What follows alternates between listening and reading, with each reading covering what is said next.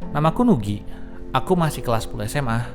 Hidupku baik-baik saja, keluargaku harmonis dan kebutuhanku tercukupi. Teman-teman di sekolahku baik dan kami saling support. Dan aku punya pacar yang cantik, pintar, dan baik. Kayak mau dia Yunda gitu.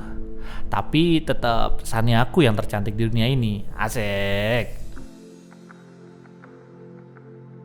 Tapi semua berubah ketika COVID-19 menyerang dunia.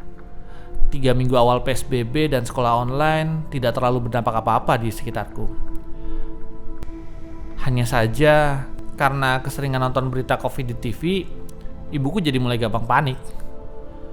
Beberapa kali sering melakukan panic buying atau membeli barang-barang yang sebenarnya diperlukan oleh tim nakes di luar sana. Untung saja ayahku masih bisa menenangkan ibuku sehingga suasana masih aman terkendali. Hubunganku dengan teman-teman dan pacar masih aman terkendali. Aku sering janjian mabar dengan teman-teman. Tentunya aku juga menjadwalkan video call dengan Sania.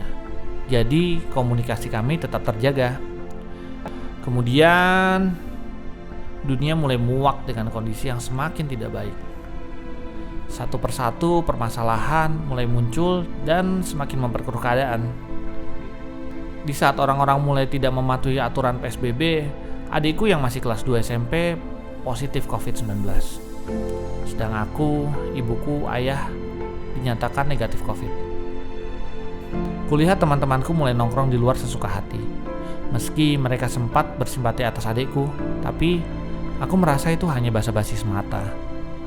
Mereka tidak benar-benar peduli dengan kondisi sekarang ini. Mereka seenaknya hahaha di luar, sedangkan aku harus di rumah karena statusku yang ODP. Aku jadi harus membantu ayahku di rumah, karena ibuku jadi sakit-sakitan akibat mengkhawatirkan adikku yang dirawat di Wisma Atlet sendirian. Aku sempat menyalahkan adikku yang nekat pergi ke rumah temannya dengan alasan rumahnya tidak terlalu jauh dari rumah kami, sehingga tidak akan apa-apa. Tapi nyatanya sejak kembali dari rumah temannya, adikku malah positif. Karena ternyata adikku berbohong. Sebenarnya diam-diam dia dan temannya pergi ke mall yang mulai beroperasi meski dibatasi. Aku kesal sekali dengan tindakan adikku. Tidak jarang aku jadi bicara sinis pada adikku setiap ibuku video call dengannya. Gara-gara itu aku jadi sering bertengkar dengan ibu. Tentunya karena ibu selalu membela adikku dan aku tidak suka itu. Kadang ayah menengahi, tapi kulihat belakang ini ayah terlihat lelah dan tidak ingin lagi menjadi penengah antara aku dan ibu. Aku berharap Sania bisa jadi penenang di hidupku yang mulai kacau. Tapi ternyata tidak. Dia jadi sering banget marah-marah tanpa alasan. Aku yang awalnya masih bisa menahan diri, lama-lama tidak tahan dan akhirnya jadi berantem. Berujung Sania minta putus dan aku mengiyakan tanpa pikir panjang. Namun setelahnya aku mulai menyesali perbuatanku. Aku mencoba kontak Sania, tapi semuanya diblok. Aku mencari cara agar aku bisa berkomunikasi lagi dengannya. Namun usahaku dibayar oleh IG story Sania yang lagi ngedate dengan salah satu temanku. Duniaku serasa hancur dan aku mulai menutup diri dari siapapun. Selama 3 bulan, aku hanya rebahan, main game sendirian dan mengurung diri. Setiap harinya aku berpikir tidak ada yang benar-benar bisa aku percaya.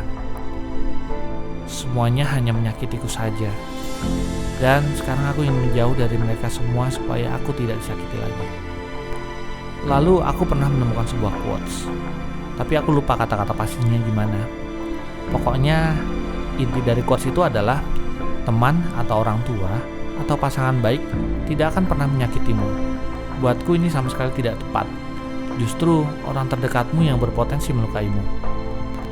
Karena semakin kamu memiliki kedekatan yang erat, semakin banyak hal yang kamu gak tahu sebelumnya, kamu jadi mengetahuinya. Tapi belum tentu kamu bisa menerimanya. Sebentar. Kayaknya aku lagi ngerasa kecewa banget. Dan kayaknya aku harus menemui psikolog untuk membantu pulih dari rasa kecewaku. Karena kalau begini terus, aku tidak hanya menyakiti sekitarku, tapi aku juga akan terus menyakiti diriku sendiri. Terima kasih telah menonton Goresan Kisah. Mau cerita kamu kami goreskan seperti di video ini? Kirim ceritamu melalui email berikut ini. Jangan lupa klik like, share, subscribe, dan tekan tombol loncengnya ya. Follow juga sosial media kami di Twitter dan Instagram.